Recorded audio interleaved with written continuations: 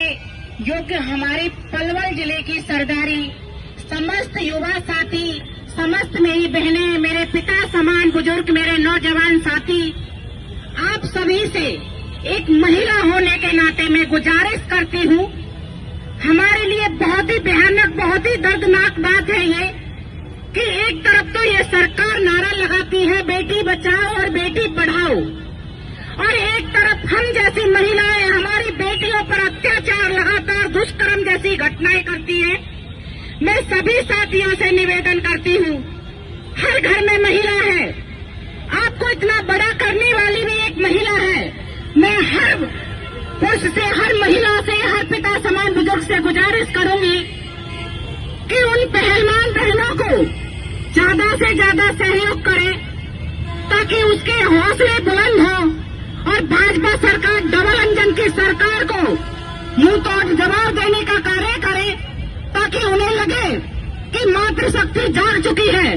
कहीं न कहीं ये सरकार हम बहनों को डराने की कोशिश कर रही है, लेकिन हम महिला जब घर चलाना जानते हैं तो हम देश चलाना भी जानते हैं और अपने न्याय और अपने अधिकारों की लड़ाइयों को लड़ना भी जानते हैं। तो हम इस सरकार को मुंह तोड़ जवाब देना चाहते हैं कि जब जब तुम नारी पर अत्याचार करोगे आपको मुंह की खानी पड़ेगी। जब महिला चलती है तो बिजली चमकती है, ये मत समझना कि महिला किसी से कम है। महिला वो नारी है जब दुर्गे काली का रूप रख लेती है तो बड़े बड़े धुरंधरों का भी सर्वनाश कर देती है।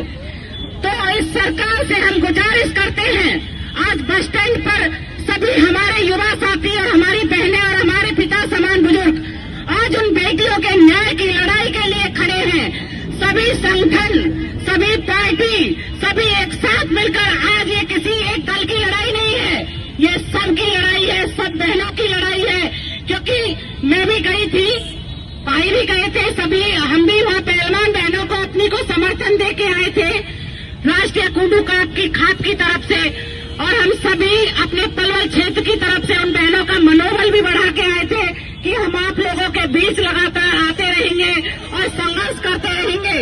जैसा भी हमारा क्षेत्र हमें आदेश देगा, हम उसमें आपके कंधे से कंधा मिलाकर आपके बीच अगर हमें धरने पर भी बैठना पड़े, जैसे कि हमने 13 महीने अपने भाइयों का साथ दिया, उसी तरीका से हम अपने पहलवान भाइयों का भी, बहनों का भी साथ देंगे। क्योंकि पहलवान बहनें हमारी देश का वो युवा, वो दिलों की धड़कन, वो क्रोमूल हीरा है जिसके दूसरे देशों में भी हमारे देश का परचम लहराया जाता है। जिस दिन हमारी बहनें मेडल जीत कर आती है उस दिन तो ये प्रधानमंत्री भी और मुख्यमंत्री भी और मंत्री भी सभी उन बहनों को मेडल देते हैं और उनका हौसला बुलंद करते हैं और कहते हैं कि आपने बहुत अच्छा काम किया। लेकिन आज जब उन बहनों पर अत्याचार हो रहा है लगातार, तो क्यों नहीं उस ब्रिजभूषण जैसे व्यक्ति को गिरफ्तार कर लिया जाए, उसे सजा देनी चाहिए।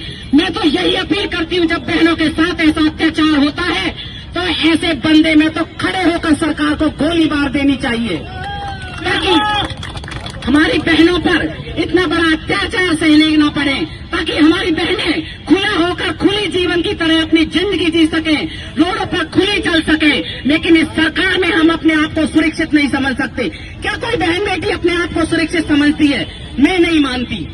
इस सरकार में सबसे ज्यादा अत्याचार है तो हम महिलाओं पर अत्याचार है। हम महिलाओं के साथ जो गलत व्यवहार हो रहा है इस सरकार ने किया है। लेकिन मैं अपने सभी भाइयों से एक बात कहना चाहती हूँ, हर गांव से, हर ब्लॉक से, हर उससे बिलोंग करते हैं, लेकिन उनसे एक ही बात करूंगी कि जब भी बीजेपी के नेता, अगर जो किसान आंदोलन में जो हमारे किसान साथियों ने निर्णय लिया था वो ही निर्णय आज दोबारा से लेना पड़ेगा। जब भी बीजेपी के नेता अगर किसी भी गांव में घुसने का काम करे तो उन्हें अपनी बहनों से कहती हूँ, उठ जाओ, जाओ। आज हमारी बेटियों के साथ बहुत गलत हो रहा है और इस सरकार को उखाड़ के फेंकने का कार्य करो, ताकि हम जवाब दे सके कि महिलाएं किसी से कम नहीं।